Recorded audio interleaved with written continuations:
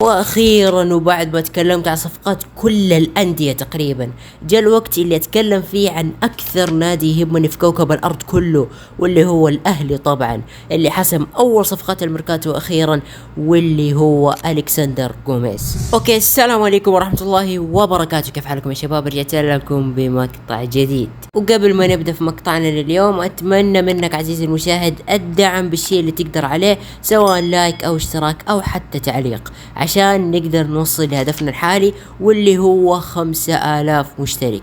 ويلا دحين خليكم مع المقطع اللي انا اصلا متحمس له اكثر منكم. الكسندر كريستيان جوميز، لاعب نادي فلومينينسي البرازيلي ولاعب المنتخب البرازيلي تحت 21 سنة. طبعا يعني هذا اللاعب من مواليد 2003، ويلعب في اكثر مركز يحتاجه الاهلي حاليا، واللي هو محور 6 او المحور الدفاعي، وايضا يلعب كقلب دفاع وكظهير ايسر. يعني لاعب تقدر تستفيد منه في مواقف كثيرة، وبالذات في حالات الغيابات اللي تصير في الفريق. وبالنسبة للامور الفنية فما شاء الله افتكاك الكرة عنده ممتاز، وهذا اهم شيء طبعا لانه محور دفاعي، وهذه وظيفته الاساسية في الملعب طبعا.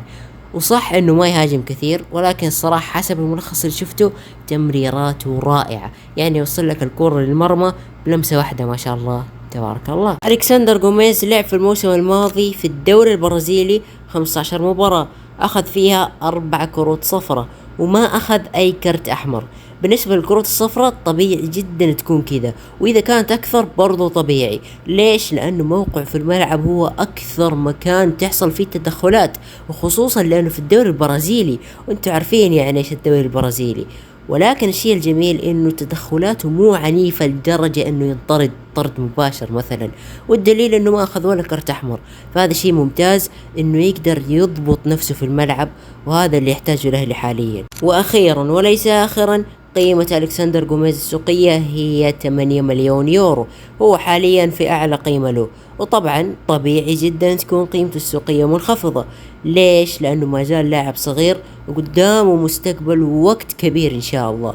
واذا قدر ينسجم مع الاهلي، واذا قدر الاهلي نفسه انه يحسن من بقية عناصر الفريق، صدقني وقتها حتشوف نسخة رائعة وقوية جدا من الكسندر ان شاء الله. وبالمناسبة على الفكرة وبحسب الأخبار، ممكن في أي لحظة نشوف الأهلي يقترب أكثر وأكثر من مهاجم برينتفورد واللي هو إيفان توني. وإذا اقترب أكثر إن شاء الله حنزل مقطع عنه، لأنه هذا اللاعب ما هو لاعب عادي أبدا، هذا لاعب تقدر تقول عنه أكثر من خيالي، وراح يأثر على المجموعة كاملة، وأكيد منهم صاحب مقطعنا اليوم الكسندر جوميز. وفي النهاية إن شاء الله تكون هذه الصفقة صفقة ممتازة، ويتحسن وضع الأهلي بداية من هذه الصفقة إن شاء الله. وإن شاء الله ما يخيب ظن جماهير الأهلي فيه، ويقدم أفضل ما عنده في الملعب. وطبعا كالعادة قبل ما نقفل مقطعنا اليوم، أتمنى منك عزيزي المشاهد الاشتراك في القناة عشان نوصل لأكثر من 5000 مشترك في أسرع وقت ممكن إن شاء الله. وبس كذا نكون وصلنا لنهاية مقطعنا لليوم. إن شاء الله تكون استمتعت بالمقطع، ومع ألف ألف ألف سلامة.